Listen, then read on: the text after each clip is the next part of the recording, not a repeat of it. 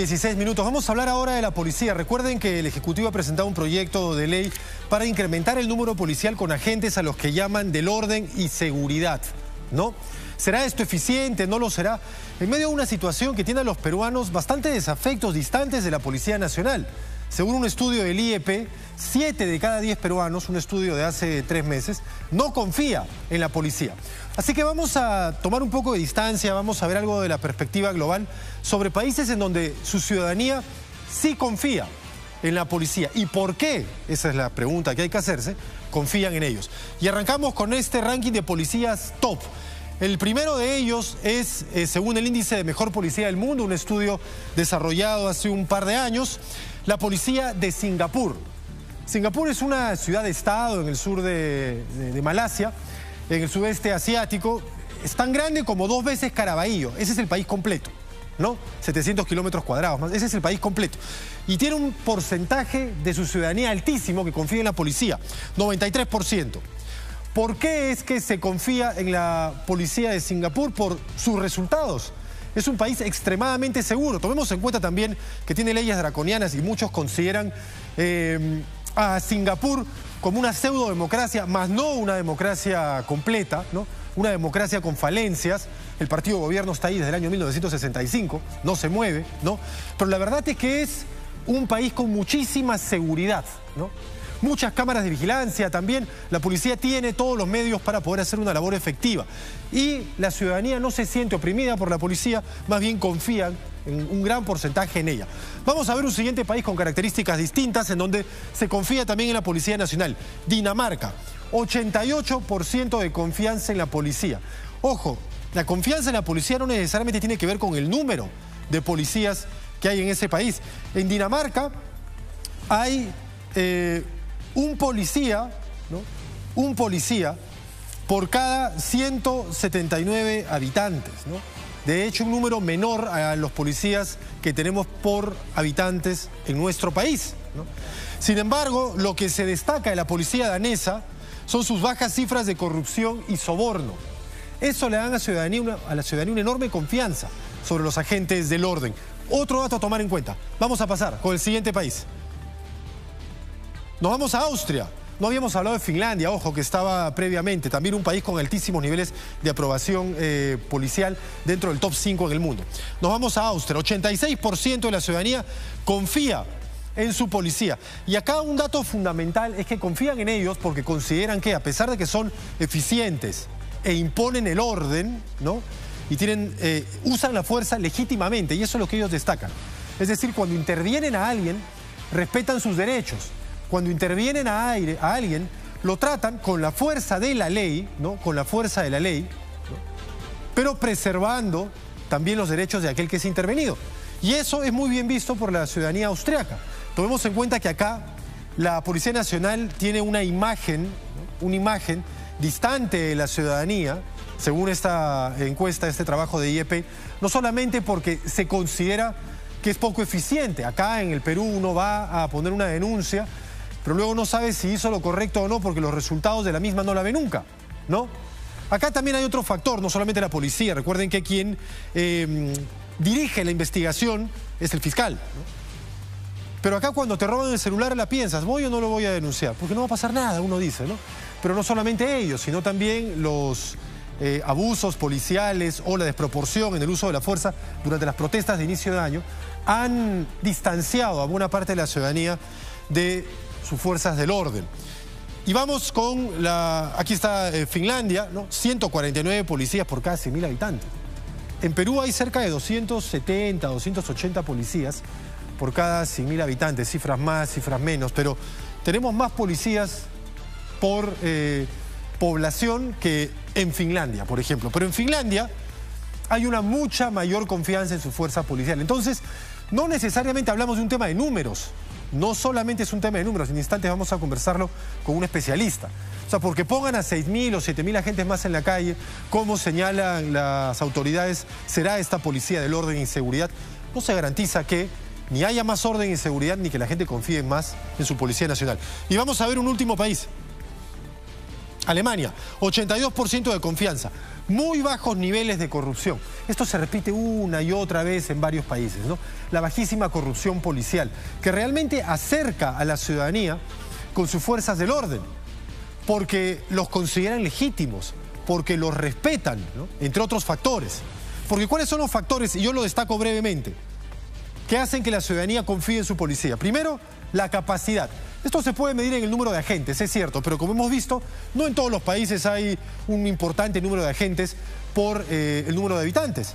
De hecho, en Alemania el número de agentes es relativamente bajo con relación a sus habitantes, en Finlandia también, en Dinamarca también. En España pasan de 300 agentes por cada 100.000 habitantes, ¿no? En Italia 400, en Turquía 500. Aquí en Perú 280 más o menos, pero en otros países bastante menos y confían en su policía. Entonces, la capacidad es importante, pero no es fundamental. Efectividad, ahí sí. ¿Cuán bien usa la policía su capacidad? Bajo este índice se valoran aspectos como la corrupción, ¿no?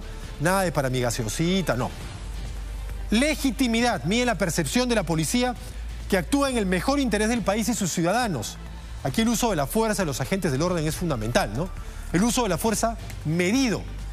Ojo que acá en nuestro país se considera que la policía puede utilizar en algunas circunstancias la fuerza de forma desproporcionada, pero en Estados Unidos eso sí es el pan de cada día, ¿eh? En Estados Unidos permanentemente denuncias de abuso policial y ahí no pasa nada.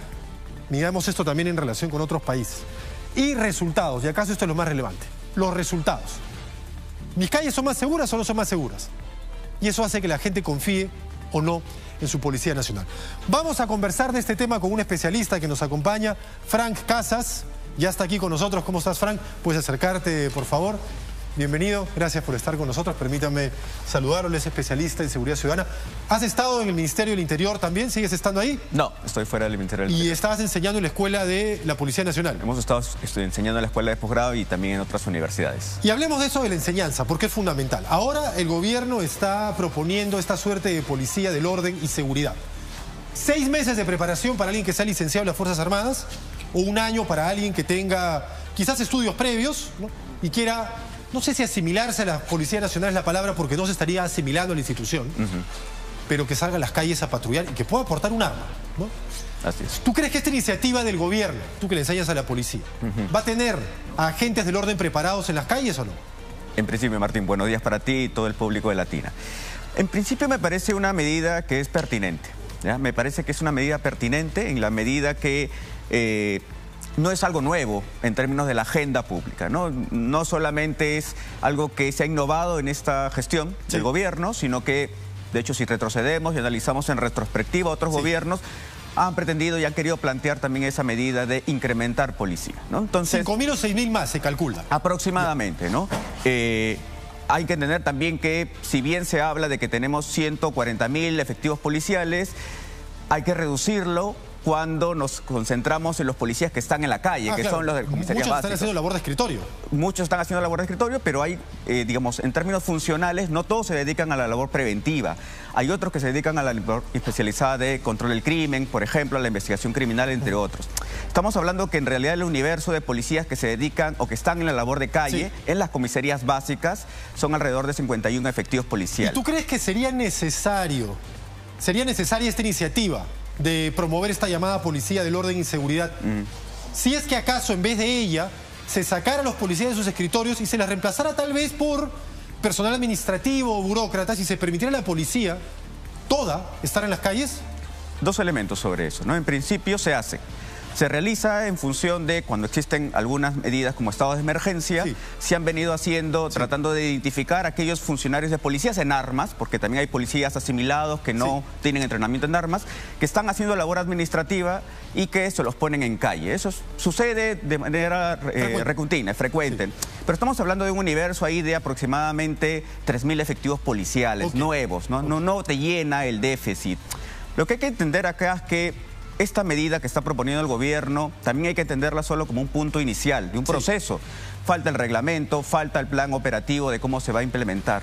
Por lo tanto, no hay conclusiones, pero sí muchas preguntas que son válidas y necesarias que el gobierno, en un debate abierto con la sociedad civil, con los alcaldes, empiecen a responder, ¿no? Tú lo has mencionado hace unos momentos. Sí es necesario saber cuál va a ser el filtro del perfil que se va a definir para que haya postulantes y haya egresados. En principio, peruano de nacimiento y que no tenga antecedentes. Eso en principio. En principio. Pero ¿eso basta para en 6 meses ponerle a alguien un arma al cinto y sacarlo a la calle? Por eso que es necesario poder definir, oye, cuál va a ser realmente el perfil de funcionario que tú vas a tener y vas a contratar por un periodo de 3 años para definir luego, oye, cómo va a ser el entrenamiento, sí, ¿no? Porque indudablemente habrán personas que puedan capacitarse rápidamente en 6 o 1 año y habrán otras que no, dependiendo del perfil que estás ingresado. No es lo mismo un reservista licenciado de las Fuerzas Armadas que una persona que termina el colegio y quiere ingresar a la Policía Nacional del Perú. Antes de pasar a otro tema, pero también fundamental. Ya, pero imaginemos, sacan a 6.000 más a la calle, ¿no? 6.000 agentes, que no sé si llamar propiamente policía, porque un policía tiene una preparación mayor, tanto el suboficial como el oficial, ¿no? Pero digamos, lo llama el gobierno la Policía del Orden y Seguridad. Esa es su iniciativa. Salen a la calle, 6.000 más. Y si no son parte de la estructura de la policía, ¿a quién responden? ¿Tienen que responder igual al general? ¿Tienen que responder igual al mayor, al capitán, al comandante? ¿No? ¿Se rigen bajo las mismas normas? ¿Son disciplinados bajo el mismo reglamento o no?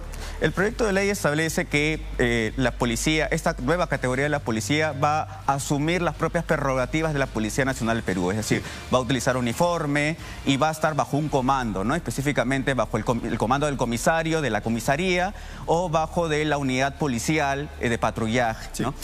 Pero eso no quiere decir que esté completo, que esté concluido, digamos, las preguntas, ¿no? Es necesario saber, por ejemplo, cómo se va a distribuir a esta policía. ¿Vamos a empezar a distribuirlo en aquellos lugares, digamos, universal en todo el Perú? ¿O vamos a empezar en la capital? ¿O vamos a empezar en los lugares donde hay mayor nivel de victimización? Es decir, donde existen las personas que realmente han sufrido un delito, ¿no? Y que actualmente están alrededor del 25%. Exactamente. Los últimos estudios a propósito señalan que el 25% de los peruanos, 23 punto algo, digamos, ya 1 de cada 4 peruanos, ha sufrido algún hecho delictivo en los últimos 6 meses. Pero eso no es ni siquiera que te lo cuenta el hermano, el tío, ¿no? Una gran mayoría de peruanos ha sufrido directamente un hecho delictivo, ¿no? Y en ese sentido, aquí el problema es, de cara a la policía, el número de policías en la calle o mayor efectividad de los que ya tenemos. Porque hemos visto que en países, estas comparaciones son siempre complicadas, ¿no? Pero en países como Dinamarca o Finlandia hay mucho menos efectivos por cada 100.000 habitantes que en Perú. Pero su policía tiene un rol mucho más preponderante y las ciudades son mucho más seguras. ¿Es el número igual efectividad aquí o no? Ahí hay que entender también dos cosas, ¿no? En principio, los países ejemplos que se han mostrado en estos momentos están asociados no solamente a un efectivo control del delito, sino a un efectivo control de la seguridad. Y el control de la seguridad no solamente está asociado con la función policial, sino que tiene que ver con tu sistema democrático, tu sistema económico, tu sistema educativo. Entonces, si tú tienes estas condiciones... Nada es una isla acá. Exactamente, nada es una isla. Eso es en principio. Lo segundo es que viene en correlato con este punto, ¿no? Indudablemente, tener más policías no va a hacer que automáticamente se reduzca la victimización, ¿no? Sin embargo, sí es importante fortalecer a la policía, sobre todo de caras en este contexto del proyecto de ley, para asegurarnos de que sea o se defina un ingreso de mejores policías, ¿no? No solamente necesitamos cantidad, sino buenos policías. Pero en segundo lugar, también es necesario exigirle al gobierno que nos diga qué otras medidas complementarias van a sumarse a esta iniciativa de incrementar el número de efectivos, porque indudablemente necesitamos combatir la inseguridad, reducir victimización y para ello se requieren otras medidas. Una de esas medidas importantes, por ejemplo, que muchas veces se pierde de vista, es el control de los mercados de celulares robados, que funcionan también con líneas telefónicas que se venden en el mercado ambulatorio. ¿Por qué es importante eso? Eso no solamente genera pérdidas económicas al momento de que te sustraen el celular en el día a día. Este mercado ilegal es finalmente el motor de otros delitos que nos afectan directamente. La extorsión, las estafas, los secuestros funcionan y operan mayormente a través de esas llamadas telefónicas. O sea, ¿crees que a pesar de que la mayoría de anuncios de campaña de los políticos e iniciativas policiales mencionan siempre la intervención a centros de expendio de celulares robados o campañas para anular los emails o etcétera, etcétera, las líneas, aún así este sigue siendo el foco de una serie de delitos conexos. Exactamente. La fiscalización es importante, en parte del trabajo de los alcaldes. Sin embargo, necesitamos medidas mucho más integrales. Una de ellas tiene que ver con fortalecer la capacidad de la OCIPTEL para que cumpla con su papel de regulador más fuerte frente a las operadoras, que de manera bastante ligera todavía siguen, digamos, de alguna manera siendo cómplices con este dispendio de líneas telefónicas ambulatorias. Y yo quería también hacer aquí una salvedad porque a veces se asocia la efectividad de la policía con la que de verdad es la efectividad del fiscal que tiene a cargo la investigación. Entonces, la policía puede que haga su trabajo, como sucedió cuando abatieron al maldito Chris y capturaron a los 2 criminales que lo acompañaban, al punto que estos criminales, por absorción atómica, se probó que habían estado disparándole a la policía, ¿no? Pero resultaron libres, nadie pidió prisión preventiva contra ellos y se largaron del país. Entonces, claro, acá la gente dice, oye, esto no funciona, pero la policía hizo su trabajo. Entonces aquí hay un tema también, como tú bien señalas, de otras cosas que están alrededor de la labor policial que deberían funcionar mejor, entre ellas la fiscalía. En principio también hay que entender de que el trabajo, la reforma necesaria del sistema de justicia es importantísimo.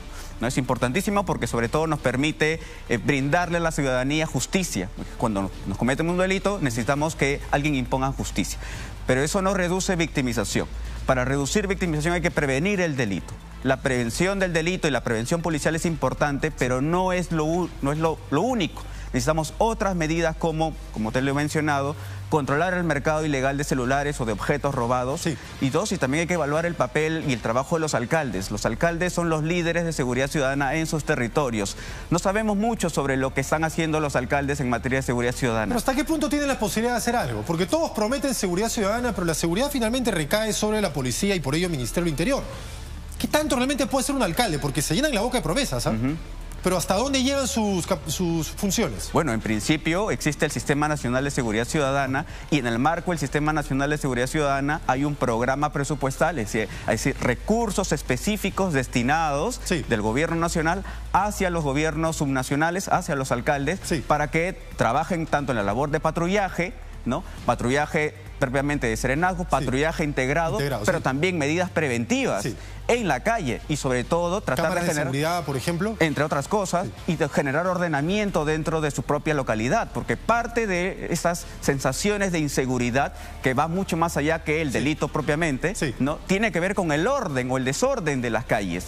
El desorden de las calles también genera inseguridad. Entonces ahí tenemos que evaluar con mayor nivel de, digamos, de precisión cuál es la labor que están cumpliendo en estos momentos los alcaldes. Entonces sí puede sentirse un vecino que nos está viendo absolutamente empoderado como para ir a su municipalidad y reclamarle al alcalde por la inseguridad que se vive y no permitir que el alcalde diga esto es asunto del comisario, este es asunto de la policía. Cada 2 meses se realizan, digamos, reuniones específicas que están normadas por ley, donde los alcaldes, en el marco de su trabajo de seguridad ciudadana, tienen que darle cuenta a sus ciudadanos de cómo va ese avance, ¿no? Pero si uno revisa muchas veces las páginas web de las municipalidades y visualiza, por ejemplo, los resultados o las conclusiones en que terminan estas reuniones, pues terminan muchas veces en conclusiones vagas, ¿no? Como por ejemplo, vamos a seguir trabajando por la inseguridad. ¿Qué es nada? No hay indicadores, no hay metas concretas. Necesitamos tener mayor nivel de transparencia y observar qué es lo que están haciendo también en el territorio local. Finalmente, lo vemos todos los días. 15 veces asaltan la misma bodega. Y esa percepción no es solo percepción, es real, ¿no? Los ciudadanos sienten que si abren un pequeño negocio están inmediatamente sujetos a extorsiones y a asaltos. Y eso lo ven, no solo lo temen, sino que lo ven y les pasa. 3 o 4 iniciativas de impacto inmediato que tú crees pueden ayudar a mejorar la seguridad en nuestras calles. Por lo que entiendo, una puede ser efectivamente colocar a 5 o 6 mil agentes con una preparación de 6 meses o un año, porque más agentes en las calles va a tener un impacto positivo. ¿Qué más? 2 o 3 más de impacto inmediato y ejecución rápida. En principio, controlar el mercado ambulatorio de chips o de líneas telefónicas abiertamente. O sea, el celular es el motor finalmente de medidas como la extorsión, como el secuestro, como las estafas. Es importante controlar porque afecta al empresario y afecta al ciudadano. En un contexto de interés de tratar de generar mayor nivel de economía en el país, tenemos que abordar este aspecto también. Sí. El segundo es el mercado de armas, ¿no? Es importante controlar las armas y el dispendio, armar ciudadanos que hagan un incremento del dispendio de armas, también es, digamos, un canal para generar mayor nivel de homicidio, ¿no? Entonces es importante. Pero recuerda que el ciudadano de bien va a adquirir un arma de forma legal y si se pone dificultades para que adquiera un arma, no lo hará. Pero al delincuente no le importa si es que las armas son ilegales o no para la ciudadanía, porque igual las van a conseguir. Lo que es necesario en un mercado, en un libre mercado, es regular mejor el circuito del arma, ¿no? ¿Dónde está? Necesitamos un Estado que sepa desde el punto de inicio al punto final cómo se está circulando esas armas. Eso es importante para saber, porque muchas veces esas armas legales son las que terminan en las manos de los delincuentes. Y tercer punto que tú crees fundamental. Es exigir más a los alcaldes. Es necesario ver, evaluar y revisar qué es lo que están haciendo los gobiernos subnacionales en el día a día, que también están cercanos al ciudadano, para saber si nuestros impuestos están siendo bien organizados en la seguridad ciudadana. Bueno, en teoría el alcalde es la autoridad electa más cercana a la ciudadanía. Digo en teoría porque aquí cuando uno es elegido un cargo público termina siendo inalcanzable. Ya no hay manera de conversar con él y lo que es peor, no hay manera de rendirle cuentas. Hay muchas acciones y muchas cosas buenas que se han hecho en nuestro país para seguridad ciudadana. Es necesario implementarlas y tratar de dejar de lado medidas muy ya cotidianas como tratar de generar estados de emergencias o que salgan las Fuerzas Armadas a la seguridad ciudadana. Creo que ya hemos superado ampliamente ese tipo de agendas. Es necesario empezar a trabajar de manera más técnica en estos asuntos, ¿no? Frank, te agradezco mucho el que nos hayas acompañado. Era Frank Casazulca, especialista en seguridad ciudadana y crimen organizado. La inseguridad es la principal preocupación